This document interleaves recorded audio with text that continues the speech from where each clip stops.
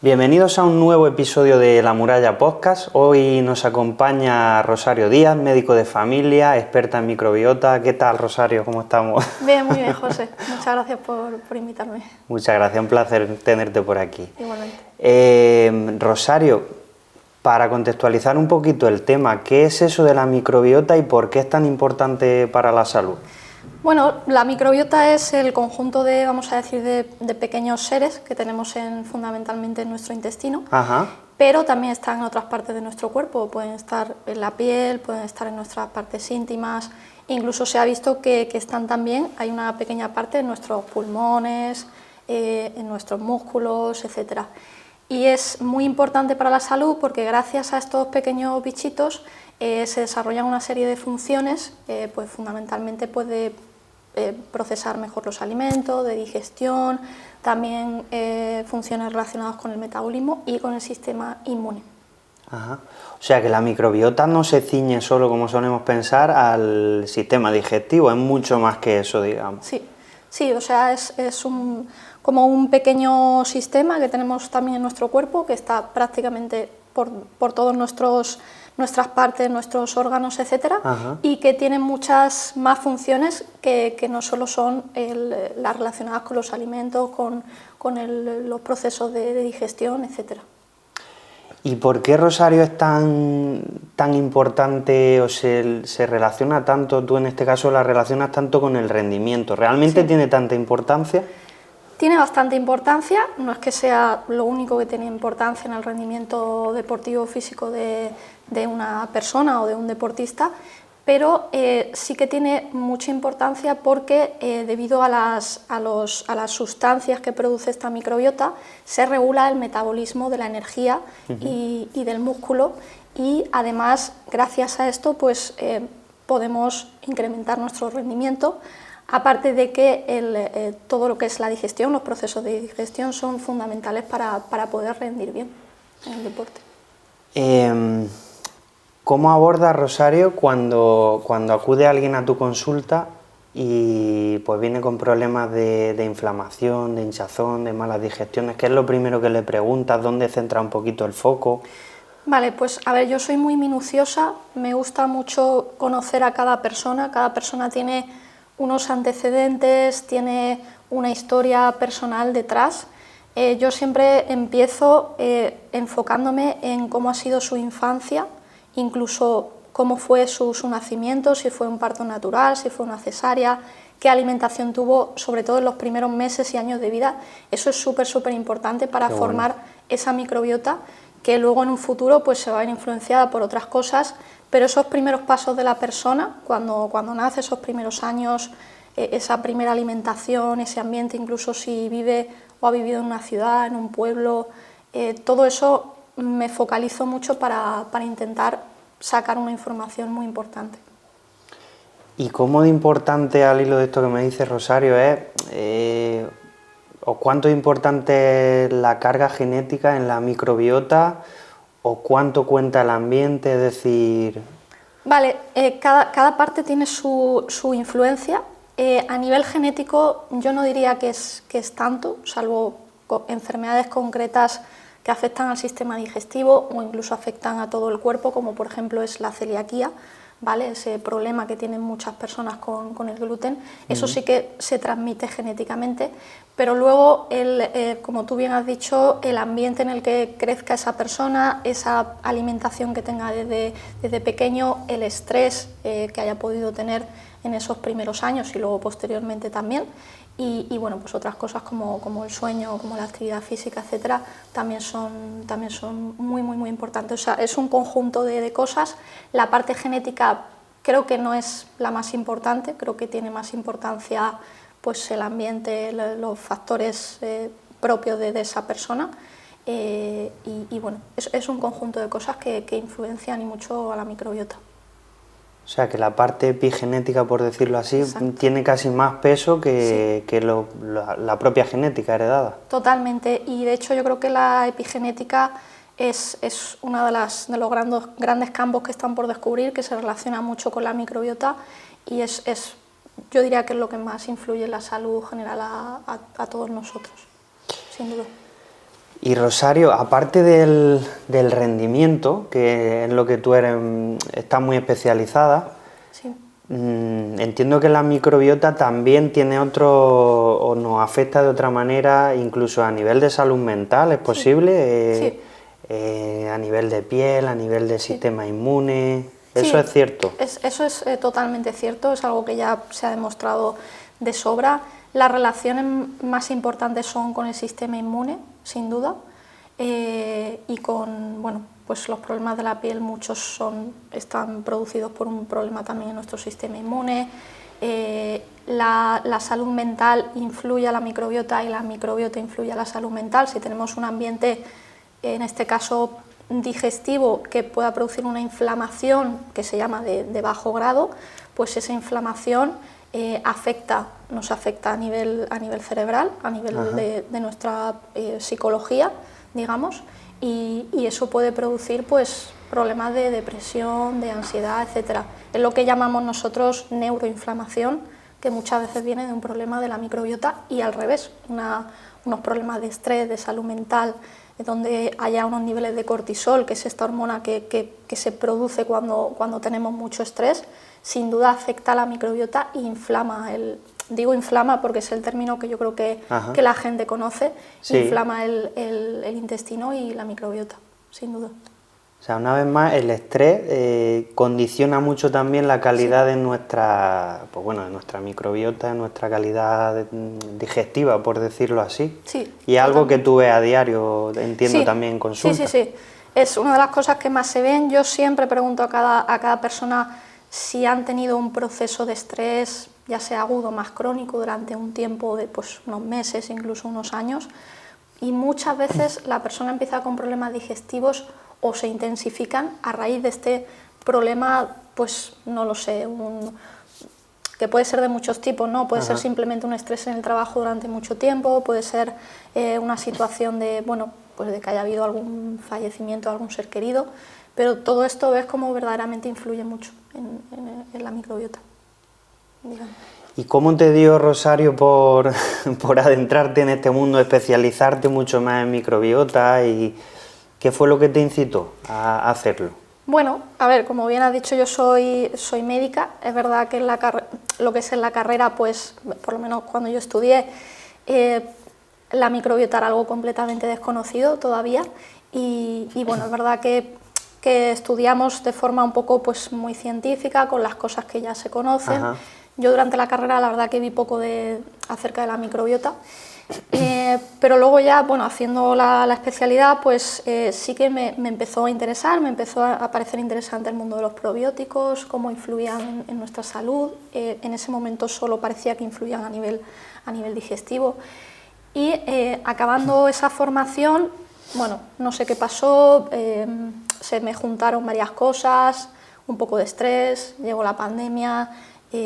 Luego, por otro lado, bueno, pues también el trabajo, ¿no? Yo iba a acabar, iba a empezar a trabajar como médico, no en formación. Era un entorno, digamos, muy exigente al final, exacto. De mucho estrés. Y luego también comencé a tomar unos antibióticos por un problema de garganta, y a partir de ahí, a ver, yo siempre de pequeñita, en algún momento he tenido algún pequeño problema digestivo, alguna mala digestión, pero era una cosa muy puntual, no me influía para nada en mi día a día.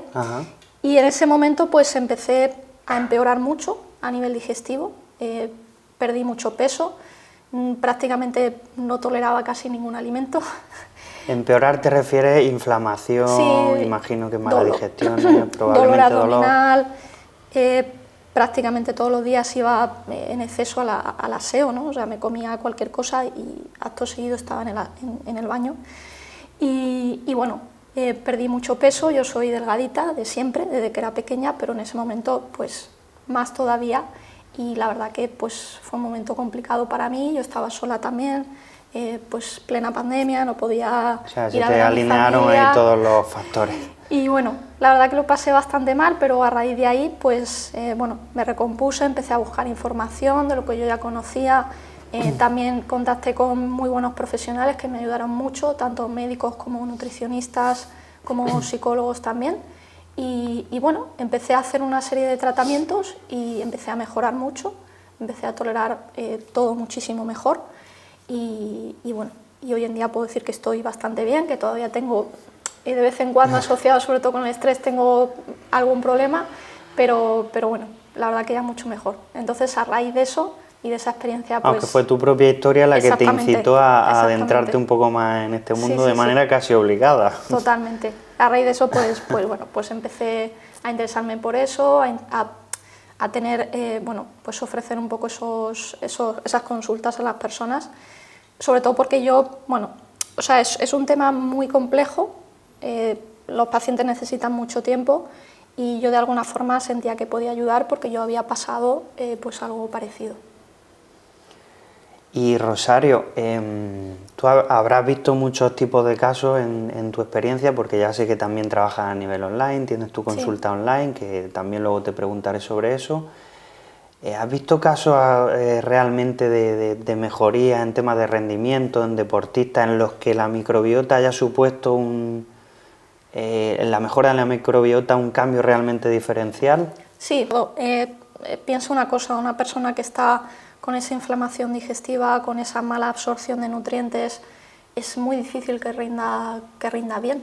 O sea, es algo que influye mucho, sobre todo porque baja mucho la energía, el proceso de recuperación posterior al ejercicio es mucho peor, nutrientes esenciales para hacer deporte no se absorben. Entonces yo he tenido pues, varios casos de deportistas que, aparte de eso, algo les estaba sentando mal, lo notaban cuando hacían deporte, pero no sabían cómo atajarlo, no sabían qué era, etc. Piensa una cosa, todos los deportistas, sobre todo los deportistas de alto rendimiento, necesitan hidratos de carbono para poder rendir bien. Eso es. Incluso en muchos deportes, sobre todo de carrera de resistencia, se necesitan hidratos de carbono de rápida absorción constantemente. ¿Qué pasa en estos deportistas? Que muchos de esos hidratos de carbono no sientan bien, ¿vale? En esos casos pues, puede haber un colon irritable, puede haber un SIBO, una intolerancia a la fructosa o a la lactosa. Entonces, como esos alimentos no sientan bien, no se procesan bien, cuando están haciendo ejercicio, no solo es que no les sirvan porque no le están dando energía, sino que es que encima les están fastidiando a nivel intestinal y están haciendo que no rindan. O sea, muchas veces la causa está en esos hidratos, digamos. Exactamente, muchas veces, y eso es algo que muchos deportistas desconocen, pero que es una realidad y es un rollo, claro, porque al final ese deportista necesita el hidrato de carbono. Entonces, con esos deportistas lo que hacemos es intentar cambiar a otros hidratos de carbono que les puedan sentar mejor. Es una de las cosas que se puede hacer, aparte de meter probióticos, hacer un buen diagnóstico, etc. Y te quería preguntar, Rosario, el tema de los probióticos, ahora que lo has mencionado, parece que está como súper de moda, parece que todo vale en tema de los probióticos. ¿Realmente esto es así? ¿Hay diferentes tipos? ¿Cuáles son los más adecuados? ¿Cómo sabe una persona qué probióticos tomar? Y si siempre es bueno tomarlo, hay veces que no. Que no. Vale, esa pregunta es buenísima, es una de mis luchas diarias con los pacientes. Lo habitual, lo que yo me encuentro es que la persona, tú le digas, bueno, necesitas un probiótico, o ella cree que puede necesitar un probiótico, se va a la farmacia y le dan, pues el que sea, el que tengan, el que crean que pueda ir bien, pero la realidad es que cada probiótico puede servir para una persona y sus síntomas. Si una persona, su síntoma predominante, por ejemplo, es el estreñimiento, hay probióticos que no puedes dar porque le van a estreñir más. Si el síntoma predominante es la diarrea, pues lo mismo, hay probióticos para regular ese tránsito y hacer que esas deposiciones sean mejores. O si esa persona tiene un problema a nivel pues, de orina, ¿no? Tenga muchas infecciones de orina, hay probióticos específicos para esas infecciones de orina, incluso probióticos que son más para mujeres, más para hombres, etc. O sea, hay un mundo de probióticos. Claro, una persona que no se dedica a esto, que no es médico, que no tiene manejo de estas cosas, pues no puede saber qué probiótico le va a ir mejor. Es muy complicado. Eso es lo que te quería consultar. Debería de ir a un especialista. Siempre, mi recomendación es siempre, también es verdad que muchos médicos u otros profesionales no manejamos en concreto este campo. Yo puedo decir que sí, pero tengo compañeros míos en atención primaria que, bueno, pues obviamente no se puede abarcar todo, claro. Y pues les dan o les mencionan un probiótico tipo que en teoría puede ir bien, pero claro, puede ser que no. En el peor de los casos te puede empeorar. Sí, puede empeorar tus síntomas, del tipo que sean, sin duda. Y una pregunta un poquito más técnico, que a mí también me surge a veces. ¿Qué diferencia hay entre prebiótico y probiótico? ¿Cuál es la diferencia? Es otra de las preguntas que hace mucha gente. El probiótico es vamos a decir, el bichito, el ser vivo, y el prebiótico es el alimento de ese probiótico, de ese ser vivo. Ajá. Es ese alimento que necesita para hacer las funciones que tiene que hacer, de metabolismo, de digestión, etcétera. Vale. Rosario, para una persona que quiere cuidar su microbiota y no quiere invertir de primera en suplementos, ¿qué consejos le podríamos dar? Vale, bueno, pues es que son consejos muy básicos que yo creo que todos sabemos, conocemos, ¿vale? Quizá sí que querría transmitir en esta entrevista que la microbiota no es solo cuidar la alimentación, ¿vale? O sea, creo que todos tenemos claro que la alimentación es fundamental para tener una buena microbiota, una alimentación saludable, libre de procesados, lo máximo que se pueda, con productos lo más naturales posibles. Pero es que hay mucho más allá para cuidar la microbiota. Es que no es solo qué comemos, es cómo comemos. Por ejemplo, yo siempre intento transmitir a amigos, pacientes, que coman tranquilos, que intenten comer despacio, masticando bien la comida, saboreando la comida. Eso es algo que, bueno, yo podría decir que el 80% de las personas que conozco comen, pues... Casi todo hoy en día. Exactamente, que comen súper rápido, en 5 minutos. Es decir, el entorno alimentario en el que se come es muy importante. Totalmente de acuerdo. Eso es y de las pantallas, ¿qué podemos decir, Rosario? ¿Cuál es tu opinión? Pues mi opinión es que deberían, mientras estemos comiendo desde luego fuera, o sea, yo por lo menos desde hace un tiempo siempre que estoy comiendo el móvil lo pongo en otra habitación, y bueno, y luego pues otras cosas súper importantes que no son la alimentación, pues por supuesto la actividad física, un buen hábito de actividad física saludable, siempre con una persona que te pueda acompañar, que te pueda guiar, que te pueda corregir. O sea, en este caso, pues por ejemplo, la figura tuya de entrenador personal pues es muy importante. Y otra cosa súper importante es el sueño. El sueño afecta mucho a la microbiota. Por eso te quería preguntar por los ritmos circadianos. Los ritmos circadianos son fundamentales. Piensa que nosotros deberíamos comer cuando tenemos horas de luz, con lo cual, cuanto antes hagamos todas las comidas, mejor, porque va a regular mejor a nuestra microbiota, va a crear menos inflamación y va a hacer que nuestro sistema digestivo funcione mucho mejor a nivel de tránsito, de digestiones, de muchas cosas. Y sin duda alguna, pues el estrés, controlar el estrés lo máximo posible. Es decir, comer cuando no hay luz es lo que deberíamos... Comer cuando hay más luz. Eso es. O sea, adelantar. Deberíamos evitar comer, digamos, demasiado tarde. Exactamente, sí. Y para las personas que tienen dificultades por trabajo, porque, oye, Rosario, yo es que hoy trabajo en el Corte Inglés y salgo a las 10 de la noche, ya es de noche, ¿cómo puedo paliar un poquito esos inconvenientes de comer ya a oscuras? Bueno, ¿Qué podríamos hacer? Claro, eso es uno de los factores que más limitan a la persona. Yo, por ejemplo, sí que tuve un par de casos así en la consulta, no hace tanto, y bueno, yo una recomendación fue, lo que pasa es obviamente pues es más incómodo pues comer en el trabajo, hacer una comida ligera en el trabajo si se puede, o luego a llegar a casa hacer una comida un poquito más ligera de lo normal, o hacer una merienda, vamos a decir una merienda cena, y luego pues comerte por la noche simplemente un yogur o una cosa así sencillita. Podría ser una medida. Una opción. A hacer.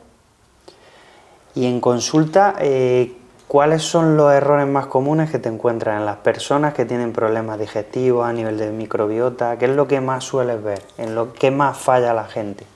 Yo creo que lo que más falla la gente es en el control del estrés, ¿vale? Que además lo ves porque influye mucho en su forma de comer, en su tránsito intestinal, etcétera. Creo que es una de las cosas más importantes. Y luego la actividad física o el ejercicio es otra gran olvidada porque nadie piensa que puede tener influencia en la microbiota. Mucha gente que come y pues que se tumba, luego no sale en todo el día, no hace ningún tipo de movimiento, tiene una vida sedentaria o va al trabajo, ya se creen que por ir al trabajo están haciendo algún tipo de actividad. Sí, eso es cierto. Eso lo vemos muy a menudo sí. también en este entorno. Y nada, y vuelven a casa y ya pues nada, se ponen a estudiar o se ponen, pero no se mueven, no estimulan a su intestino a trabajar. Si tú comes, hay gente que come y se acuesta, no le pasa nada, pero una persona que tiene problemas digestivos, después de comer no se puede tumbar, tiene que seguir haciendo alguna actividad. Yo recomiendo siempre pues quedarse de pie, hacer alguna actividad de la casa, fregar platos, alguna cosita de la casa, para alargar ese proceso digestivo, y si luego se quieren tumbar un poquito, pues no pasa nada, pero bueno, un poco como un tip que mucha gente no hace y que al final ayuda mucho a la digestión. O sea, que actividad deportiva, eso es clave para tener una microbiota saludable. Sin duda, pero no toda actividad deportiva. La gente, pues a lo mejor viene una mujer de 60 años que no ha hecho deporte en su vida y que se quiere poner a tope pues haciendo pesas, Claro. O sea, siempre todo adaptado a cada persona. También intentar que sea algo que le guste, pues si le gusta nadar, eso me pues parece nadar. súper importante. Exactamente, si le gusta andarse 5 kilómetros, 6, los que sean, pues haz eso, ¿no? Pero tampoco querer abarcar todo en un momento, y más sin una guía, sin un profesional que te aconseje y que te vaya corrigiendo. Claro. Y volviendo al tema de la vitamina D, entiendo que también tiene cierto impacto en Sí. la microbiota. La vitamina D, el impacto que tiene en la microbiota viene fundamentalmente por la regulación del sistema inmune, ¿vale? La vitamina D se cree, lo que se ha investigado es que es muy importante para tener unas defensas fuertes, y con esa regulación del sistema inmune, como la microbiota también se relaciona con este sistema inmune, de alguna forma también regula y baja los niveles de inflamación, y es bueno pues para la microbiota también. Qué bien. Rosario, otro tema que está súper de actualidad, ¿qué es eso de los FODMAP? Vale. Que mucha gente ahora, oye José, pues yo estoy haciendo esta dieta FODMAP, pero muchas veces te das cuenta que ni la persona sabe muy bien el fundamento de lo que está haciendo. Vale, los FODMAPs, FODMAPs son las siglas en inglés de una serie de carbohidratos que son más complejos, siempre tienen fibra, ¿vale? Y son carbohidratos que se ha investigado por diversas universidades de Australia y de Estados Unidos, que hay muchas personas que no lo digieren bien porque ya tienen una inflamación previa, porque tienen una permeabilidad intestinal, que es otro concepto importante de microbiota, o porque ya tienen una alteración de su sistema digestivo. Entonces, estos FODMAPs casi todos son ricos en fructosa, ¿vale? Da lugar a una intolerancia a la fructosa, ¿vale? Ojo, fructosa no son solo frutas, la fructosa está en vegetales, está en cereales, claro, está en muchas sustancias, ¿vale? Y entonces estos FODMAPs son todos esos alimentos que para estas personas no son muy digeribles y causan hinchazón, causan estreñimiento, diarrea, gases, etcétera, ¿vale? Este conjunto de alimentos, que son muchos, no es que estas personas no puedan tomarlos, es que pueden tomarlos, según cual sea, en determinadas cantidades. Por ejemplo, el ajo es rico en FODMAPs.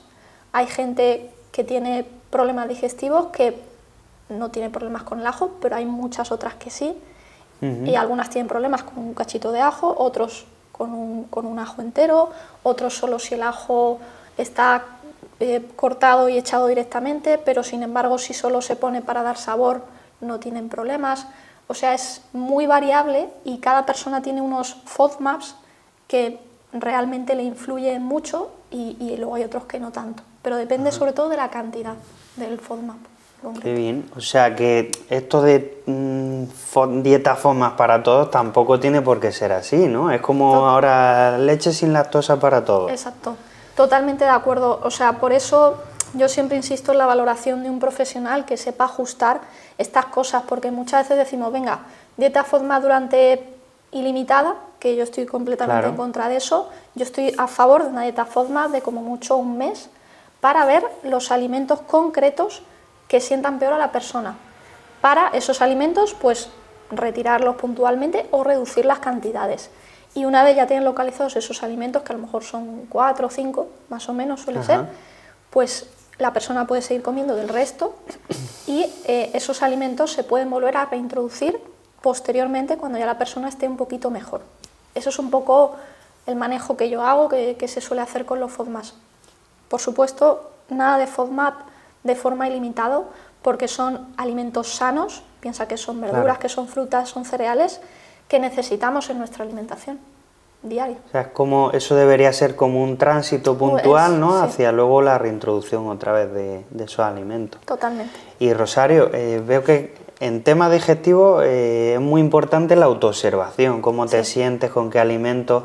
Sí. ¿Qué herramientas utilizas tú con las personas para descubrir justo eso? ¿Qué te está sentando mal? ¿Cómo lo objetivas tú eso? Vale, yo lo primero que le digo a la persona es que haga un pequeño diario de alimentos, ¿vale?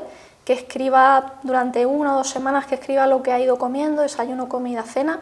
Incluso, por ejemplo, si hace un guiso de lentejas, que no me ponga lentejas con patata, que me ponga lentejas, patata y el sofrito que ha hecho con tomate, con perejil, o sea, prácticamente todos los ingredientes.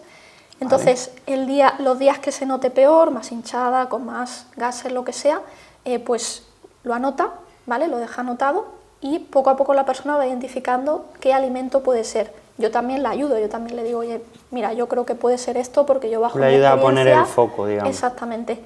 Y luego hay una aplicación muy buena que a mí me gusta mucho, que es de la Universidad de Monash, es una universidad australiana que ha investigado mucho sobre este tema, y es una aplicación que tú te la descargas en tu móvil y ya la tienes. ¿Cómo se llama, Rosario? Se llama Monash University FODMAP. O Monash FODMAP. Tú buscas en una lupita el alimento que sea, ajo, cebolla, brócoli, y te sale si puede ser peligroso para tu digestión y te sale la cantidad. Por ejemplo, tú le ajustas la cantidad, bueno, pues con esta cantidad, en principio, a mí no debería darme problemas. Con esta cantidad, sí. Pero hasta eso es muy variable, porque hay gente que le sale en rojito y aún así no le da problemas, o al revés. Pero esa aplicación está muy bien para ajustar por alimento lo que realmente te pueda estar sentando mal. Qué bien. Otro tema que está súper de actualidad, que estarás escuchándolo todos los días. Bueno, yo aquí en mi entorno lo escucho mucho. Es que me han dicho que tengo SIBO. Y muchas veces igual. ¿Qué es el SIBO? ¿Qué es realmente el SIBO? ¿De dónde viene? ¿Por qué se llega a esa condición de salud? Bueno, el SIBO es un crecimiento anormal, exagerado, tanto ya sea en cantidad como en los tipos de bichitos, de bacterias en nuestro intestino. Digamos que ahí hay bacterias que no deberían estar o que están en una cantidad que no es la normal, que no es la sana, la saludable. Entonces, ¿qué pasa? Que estas bacterias empiezan a influir en los alimentos que absorbemos, nos dificultan las digestiones, hacen que empecemos con intolerancias que antes no teníamos, intolerancia a la lactosa, etc. ¿Cómo se llega a esta condición? Bueno, yo honestamente creo que cada persona, o sea, hay personas que tienen una predisposición, por lo que sea, pues por ya sea su genética, ya sea su ambiente familiar o donde vivan, etc. Y luego pues hay una serie de condiciones que lo precipitan o que lo empeoran, pues como un estrés crónico, una mala alimentación, un sueño totalmente disregulado, totalmente dislocado, etc. Y entonces eso da lugar a que eso crezca y que se produzca el SIBO, que da esos síntomas, bueno, el más famoso que sale en las redes sociales, la típica barriga de embarazada, que con eso hay que tener cuidado porque no toda persona, joven o no, con esa tripa tiene SIBO, ¿vale? Eso te quería preguntar. Eso es súper importante también. Justo te quería preguntar cómo se diagnostica el SIBO y qué haces tú para no caer también en ese sobrediagnóstico. Vale, bueno, yo siempre pues soy minuciosa, pregunto un poco todo, pregunto historia familiar, personal, hago una exploración física, obviamente. Si me cuadra más o menos con SIBO, ¿vale? Yo siempre pido un test, es un test en aliento, lo que tenemos ahora para ver si tenemos SIBO, es muy parecido al test del Helicobacter pylori, ¿vale? Lo que pasa es que este test es más largo. Es verdad que es un test que tampoco es que sea fiable al 100%, ¿vale? A veces da positivo, y no es, a veces da negativo y sí es, ¿vale? Porque muchas veces la gente pues no lo hace bien, porque es un test complicado, es un test largo, pero es la prueba que nos puede decir que efectivamente hay un sobrecrecimiento bacteriano. Y luego siempre hay que descartar otras cosas que pueden estar produciendo SIBO, o a lo mejor no hay SIBO, pero pueden estar produciendo esos síntomas. Celiaquía, súper importante, ¿vale? Que lo llamamos intolerancia al gluten, pero no es una intolerancia, es una mezcla de enfermedad, digamos, autoinmune y enfermedad, pues también tiene cosas de ser una intolerancia, pero no es lo mismo. Qué interesante eso, o sea, la celiaquía no es solo una intolerancia al gluten, como solemos creer. Exactamente, es una enfermedad del sistema inmune que reacciona ante esa parte del trigo, la cebada, el centeno, que es el gluten, ¿vale? Y eso, pero pues, tiene otras connotaciones también, sí, la celiaquía. Sí, porque afecta a todo el cuerpo, afecta también a, bueno, puede afectar a la piel, puede afectar a la sangre, etcétera. Entonces, es una enfermedad que hay que tener cuidado, hay mucho infradiagnóstico y puede producir SIBO o puede dar síntomas que pensamos que es SIBO, pero es una celiaquía, ¿vale? Bueno. Entonces, luego tenemos otras enfermedades digestivas, como por ejemplo la enfermedad de Crohn, la colitis ulcerosa, que son también autoinmunes, que los síntomas no son tan parecidos al SIBO, pero que también están ahí. Madre mía, es que esto del intestino es un mundo. Es muy denso. La verdad que sí. Es muy denso. Otro tema muy de actualidad, el tema de los suplementos. Vale. Que, sí. Bueno, hemos hablado de los probióticos, pero yo también veo que la gente, como no son fármacos, José, esto es natural, pues me estoy tomando esto que es natural y veo que hay mucha confusión. También ahí te quería preguntar, pues, ¿qué sueles ver tú en los pacientes, en tus clientes, en este sentido que no se está haciendo bien? Porque parece que todo vale también en temas de suplementos. ¿Qué te suelen encontrar? Oye, pues es que esto me han dicho que es bueno. Bueno, yo creo que es algo que creo que lo estamos llevando un poco al extremo. Yo honestamente, como con todo, por supuesto, creo que hay una industria detrás. Sí que la hay. Mega importante, muy fuerte, con muchísimos intereses económicos. Claro. Hay muchísima gente tomando demasiados suplementos, ¿vale? Creo que para mí solo hay 4 o 5 imprescindibles, que si quieres ahora te los digo, pero creo que es algo que se nos está yendo de las manos, porque además cada suplemento tiene un efecto en nuestro cuerpo, quizá un efecto más pequeñito, más prolongado, que un fármaco, que un medicamento, pero lo tiene. O sea, yo creo que dar, por ejemplo, fíjate, creatina, creatina que es para mí uno de los mejores suplementos que existe, pero dar creatina a todo el mundo para aumentar masa muscular no es correcto, porque además la creatina depende de un factor genético que si no lo tienes no la vas a tolerar bien, no te va a ayudar. Claro. Entonces yo abogo mucho en temas suplementos por individualizar a cada persona, a cada caso, ver, analizar cuál le puede ir bien. Hay personas que tienen la vitamina D bien, la tienen alta y venga, vamos a tomar vitamina D porque es bueno, y es verdad que es bueno, pero cuando realmente sea necesario. O sea, no podemos dar suplementos de todo tipo porque son buenos para un montón de cosas, pero a lo mejor a mí no me hacen efecto y me hacen más mal que bien. Entonces, yo en eso sí que querría mandar un mensaje a la gente de que no tome cualquier suplemento, de que seleccione muy bien y ante cualquier duda, pues que consulte a un profesional, sin duda.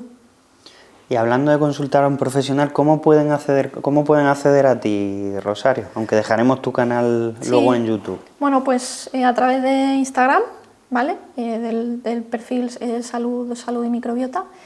Y bueno, también pues a través de mi correo, que es saludbiotaydeporte@gmail.com. Y bueno, ahí están todos mis datos, ¿vale? Sobre todo, pues quizá la forma más rápida es a través de Instagram, porque bueno, pues ahí me pueden mandar un mensaje, ahí están mis datos, mi correo, y a través de ahí pueden contactarme pues para consultas o para dudas o para lo que sea necesario. Genial. Y tú sobre todo estás especializada también mucho en rendimiento. Sí, también me especialicé en eso. A mí me gusta mucho el deporte, me gusta muchísimo la medicina deportiva, y dentro de ese campo pues el rendimiento es una parte muy bonita, y que además con todo el tema de la microbiota pues se relaciona y se puede explotar mucho. Ya. Rosario, otro tema de moda es el tema de la histaminosis también. Otra cosa que yo también escucho mucho, un poquito menos que los otros que hemos hablado, pero ¿qué es realmente esto de la histaminosis y qué trascendencia puede tener a nivel intestinal? Vale, la histaminosis hoy en día, bueno, es un problema de salud en el cual pues, se libera más histamina de lo normal porque el cuerpo no la está procesando bien o porque hay un exceso de ella por el motivo que sea. Esta histamina, en los casos que yo conozco, pues viene de los alimentos, pero una persona que no tiene problemas la digiere bien, la tolera bien y no tiene ningún efecto en su cuerpo, ningún efecto negativo. Pero hay personas que tienen un problema para eliminarla o producen demasiado, etc. En muchos casos el problema de esta histaminosis es un problema en la microbiota. O sea, yo ya tengo una microbiota que está mal, que está inflamada, y entonces no degrado bien la histamina.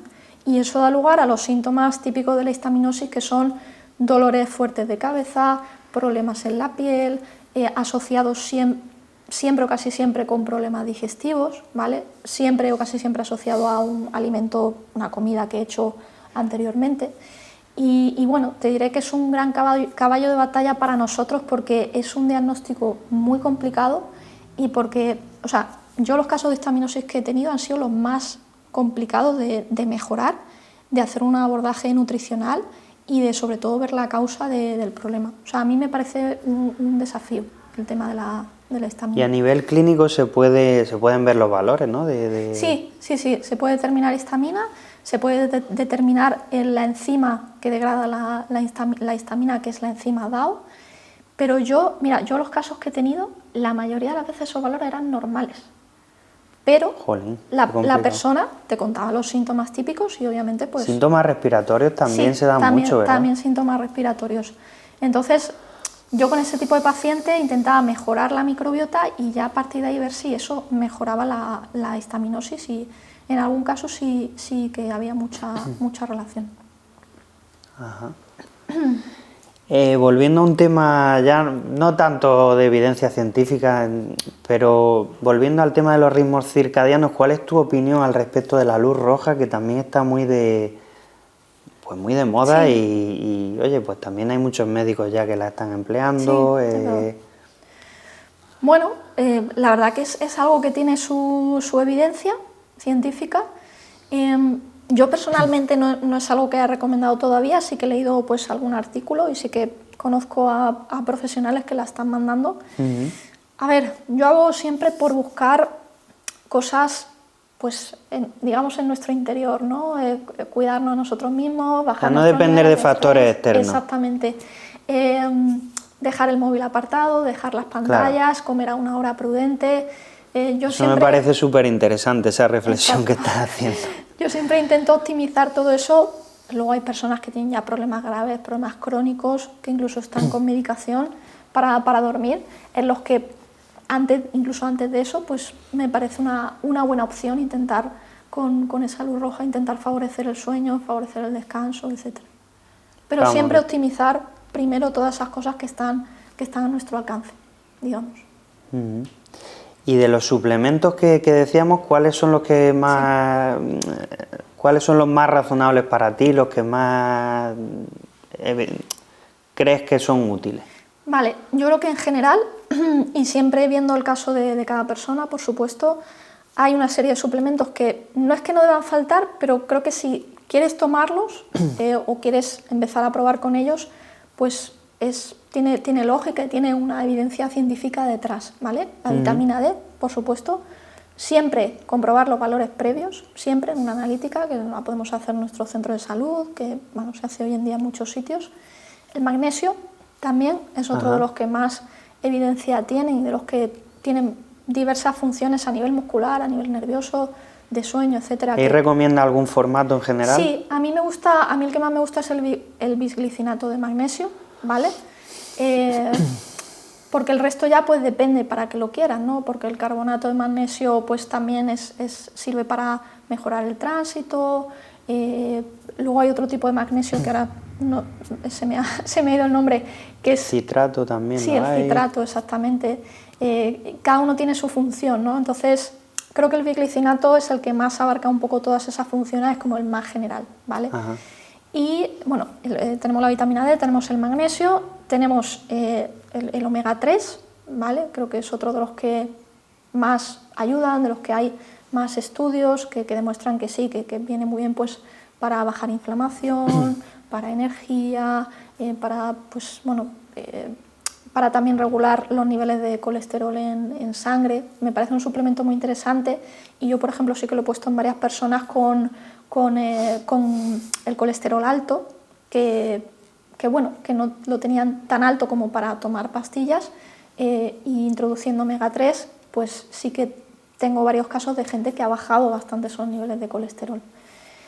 Y luego hay otros dos ya orientados al deporte, que son la creatina, Ajá. que a mí me encanta, yo soy fan de la creatina. Vamos, que es de tu favorito. Sí, es de los que más evidencia científica tienen, además se ha visto que mejora también la concentración y la atención, y se ha visto también que en diversos estudios que en las mujeres ayuda mucho en la fase de menopausia y de posmenopausia, digamos, tanto a mantener masa muscular, mantener concentración, regulador hormonal, y también para el Alzheimer incluso.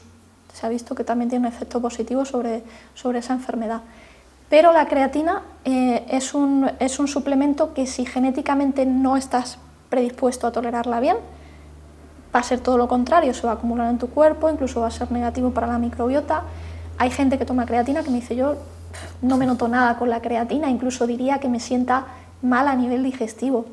Eso es porque tu genética no favorece que tú la proceses bien, entonces no te va a servir para nada. ¿Vale? Por eso decía lo de individualizar los suplementos. Y luego, bueno, luego está también... ¿Hay algún momento, Rosario, sí, que tú recomiendes para la creatina o da un poco igual? A ver, yo de esto he leído mucho, me he informado mucho y es que en cada sitio veo una conclusión diferente. Yo, por ejemplo, la tomo antes de entrenar, ¿vale? Ajustado siempre a mi peso, pero hay mucha gente que la toma después de entrenar, ¿vale? Y luego mucha gente que la toma incluso a diario, ¿vale? Para mantener masa muscular y para otras funciones. Creo que tanto antes como después del entrenamiento, pues antes te va a proporcionar más energía, después vas a potenciar más la recuperación muscular. No sé. No es tan importante quizás, ¿no? Creo que no es tan importante, creo que a cada persona le viene bien tomarla antes o después. Y luego el último suplemento que sí que también tiene mucha evidencia es la proteína de suero de leche. Proteína whey. Exacto. Y en la creatina mucha gente también me encuentro que viene con miedo, incluso profesionales de la salud. Oye, José, pero de verdad que esto es seguro, que parece que es algo que ya está muy bien instaurado en el mercado, pero de verdad que es que eso me lo encuentro muchísimo. Vale, yo también me lo encuentro. Sí que es verdad que hay que tener más cuidado con gente que tenga problemas renales, que tenga una insuficiencia renal. La mayoría no es que no puedan tomarla, es que tienen que ajustar un poquito más la dosis o tomarla solo pues 2-3 veces al día, ya dependiendo de la actividad física que tengan. Pero en general, y siempre, por supuesto, individualizar cada caso, ver cada persona, un poco todo, ¿no? Todo su contexto, pero es bastante seguro. Y está muy estudiado, hay muchos estudios con diferentes tipos de personas, hombres, mujeres, de más edad, de menos edad, y para mí es de los más seguros que hay hoy en día, sin duda. Sí que lo es. Importante entonces individualizar y no volvernos locos con los suplementos, ¿no, Rosario? Totalmente, sí. Y otra cosa, el tema del café, ¿qué opinas de esto? A nivel digestivo, ¿cómo lo ves?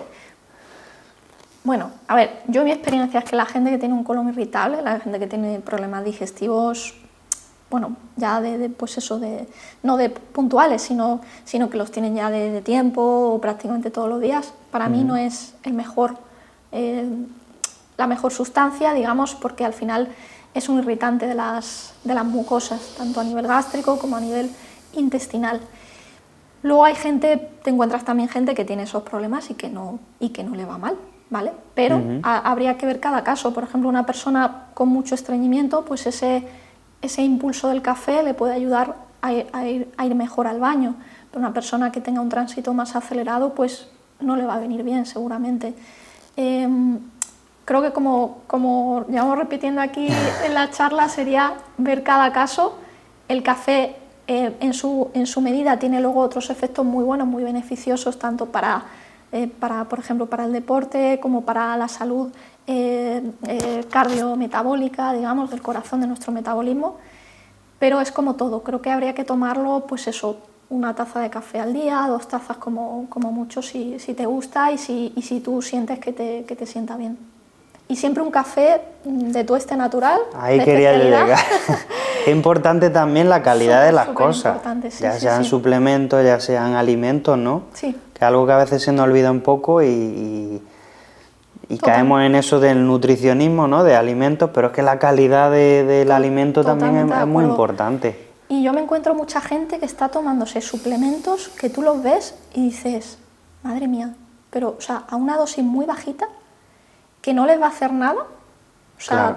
Pero claro, es muy barato, vale 6 euros, 7 euros. Es más el efecto placebo que otra cosa. Exacto, y tú además lo ves y se lo dices a la persona, dices, mira, esta dosis, o sea, es que no se corresponde con lo que a ti te va a beneficiar, y te dicen, ya, pero bueno, es que es muy barato y tal, y no sé qué. Con el omega 3, un buen omega 3 no te puede costar menos de 25, 30 euros. Sí, imposible. Estoy de acuerdo. Si es de una calidad aceptable, es imposible que valga menos de eso. Claro. Y eso pasa con todos los suplementos. Claro, sí que pasa, y pasa con el café también. Es que también. Yo me lo encuentro a menudo, incluso en cafeterías también, pues que el café, la calidad deja mucho que desear y obviamente a nivel de antioxidantes y de todo lo demás. Totalmente. Entonces, pues la calidad es muy importante mucho. También. Pasa mucho con el pan también. Pues pan, la mayoría de las veces el pan que compramos es un amasijo, una masa de trigo y poco más. Sin embargo, pues te vas a una panadería buena. ¿Qué panes crees que son los más saludables, Rosario? ¿O cuáles recomendarías? Al que le guste el trigo o el sabor del trigo, que no sea celíaco o que no tenga un problema con el gluten, pues un pan de masa madre, un pan de pueblo, de una panadería, pues digamos, casera. No puedo recomendar los panes industriales que normalmente pues, nos venden en los supermercados. Y luego para los que sean celíacos hay un pan que, bueno, yo creo que todos los celíacos lo conocen, que es el pan de León de Baker, que es un pan muy bueno, con productos muy, muy naturales y que no lleva nada de gluten. Hay otros panes sin gluten que también los venden en las panaderías. Y bueno, el trigo sarraceno se ha puesto muy de moda. Sí, yo creo que es una de las harinas en general más saludables y menos procesadas. También pues a veces hay harina de arroz, harina de maíz, de espelta. Mijo. Espelta también, lo que pasa es que la espelta sí que lleva algo de gluten, aunque menos, pero también suele ser una harina que está menos procesada que la de trigo. Y bueno, sí, esos serían los panes más indicados, bajo mi opinión. Genial, Rosario, pues yo creo que vamos a ir concluyendo esta entrevista, pero siempre me gustaría dejar un mensaje a esa persona que quiere empezar a cuidar su microbiota, pues con lo mínimo imprescindible. Vale. ¿Qué consejos un poquito más concretos le podríamos dar a nivel alimentario, pues bueno, de un día normal, en cuanto a desayuno, comida, cena, por establecerlo así como en 3 comidas? ¿Dónde tiene que centrarse más? Vale, hablando del número de comidas, también cada persona pues le va a venir mejor una cosa u otra, ¿vale? O sea, eso no es algo estándar como se solía creer, pues ahora son 5, ahora son 3. No, o sea, cada persona según sus necesidades es mejor que haga 3 o 5 comidas. Eso sí, si no tienes unas digestiones muy buenas, tienes problemas digestivos, aunque no sean muy, muy grandes, siempre recomiendo desayuno, comida y cena. ¿Por qué? Porque entre cada periodo de comida tu intestino, de hecho hay una parte del intestino que se encarga de eso, se encarga de limpiar todo el intestino de esas sustancias y eso de la comida anterior, y eso es lo que hace que digiramos mejor la comida. Entonces, comidas adaptadas a tu digestión, ¿vale? Ya sean desayuno, comida y cena, ya sea que metas un almuerzo o una merienda, que tú escuches mucho a tu cuerpo, que escuches lo que tu cuerpo te pide, que tengas hambre realmente, ¿no? O sea, se habla mucho de este hambre real, pues verdaderamente sí, gente que distingue entre hambre y ganas de comer. Exactamente, pues uno tiene que intentar siempre que tenga, aunque sea un poquito de hambre. Obviamente no siempre se consigue pues porque estamos trabajando, porque estamos de viaje o lo que sea, pero hay que procurar tener esa sensación de hambre y entonces comer, ¿vale? Otro consejo súper importante para cuidar la microbiota, lo que hemos hablado antes, de comer despacito, masticar bien la comida, estar tranquilos comiendo, pues si podemos hablando con otra persona, incluso, bueno, si estamos viendo la tele y estamos entretenidos, pues tampoco es algo que desaconseje. Lo que sí aconsejo es quitar el móvil, ¿vale? Quitar otras pantallas, otros entretenimientos. Y luego, pues a nivel de comida, bueno, comida saludable, comida lo más casera posible, no comprar comida precocinada. Yo siempre en el desayuno recomiendo, por ejemplo, pues meter un poquito de todo, un poquito de fruta, un poquito de proteína, de huevos si podemos, una tostada con, pues, bueno, pues con queso fresco, con aguacate, con cosas sanas y lo menos procesadas posible, luego hacer una comida un poco más potente. O sea, que ¿vale? La fruta puede estar dentro también de un intestino, porque también se ha demonizado mucho por parte incluso de algunos médicos. Sí, sobre todo esa pieza de fruta después de la comida. Bueno, que hay gente que está a favor o está en contra de esa pieza de fruta después de la comida. Yo digo que si te sienta bien, ¿por qué no vas a meter una pieza de fruta después de la comida, no? Yo en mi caso siempre como fruta por la mañana, un poquito de alguna fruta ligera y luego a mediodía también después de comer. Y luego por la noche siempre una cena un poquito más ligera, ¿vale? Más predominante de proteína o de fibra, pero una fibra que se tolere bien. Y ¿cuál podría ser una fibra que se tolere bien? Bueno, pues un tomate, una lechuga, dependiendo también del tipo de lechuga. Y luego, bueno, intentar sobre todo evitar pues brócoli, coliflor, legumbres, por supuesto, cosas así que sean más. Las legumbres no es lo más pesadas. aconsejable. No. ¿Todas o algunas? O... A ver, yo bajo mi experiencia las que mejor se digieren son las lentejas y los garbanzos, ¿vale? Y luego pues las que son más pesadas son todos los tipos que hay de alubias, y eso lo dejaría, a mí me encantan las legumbres, yo soy fan de las legumbres, pero yo lo dejaría para el mediodía, siempre. Vale. Nunca por la noche. ¿Tema de yogures, Rosario, cómo lo ves? Sí, lo veo muy bien. ¿Alguno en concreto, otros no? Bueno, el yogur es un alimento que hay que tener cuidado porque muchos yogures están procesados y no nos damos cuenta, ¿vale? El yogur solo debe contener leche de vaca o de cabra pasteurizada con sus fermentos lácticos. Ya está.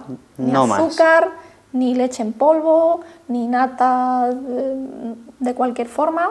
Solo esos dos ingredientes. Ese yogur es un gran alimento, ¿vale?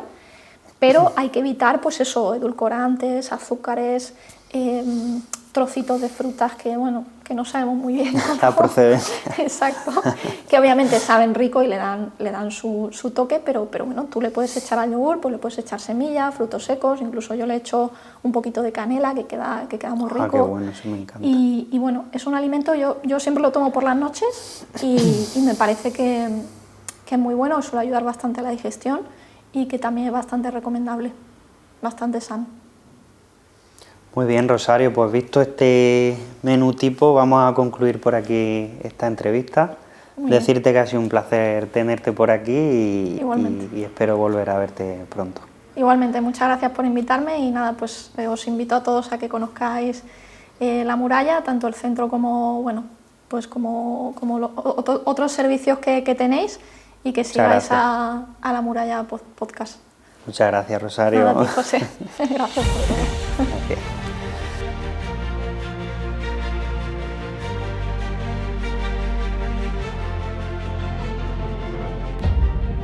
Paso firme al horizonte gris, la tormenta ruge, pero aquí estoy.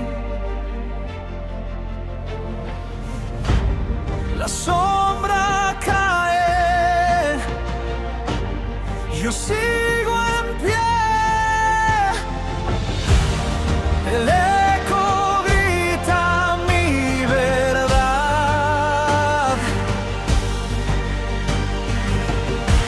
Soy quien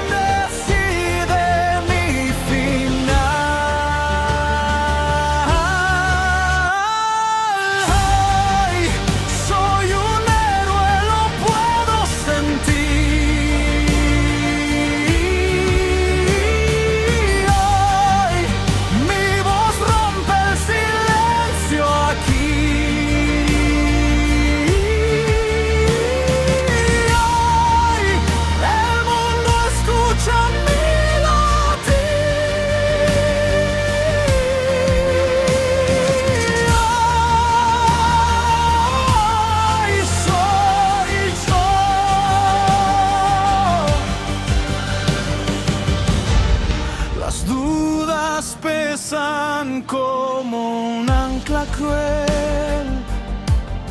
El miedo susurra, pero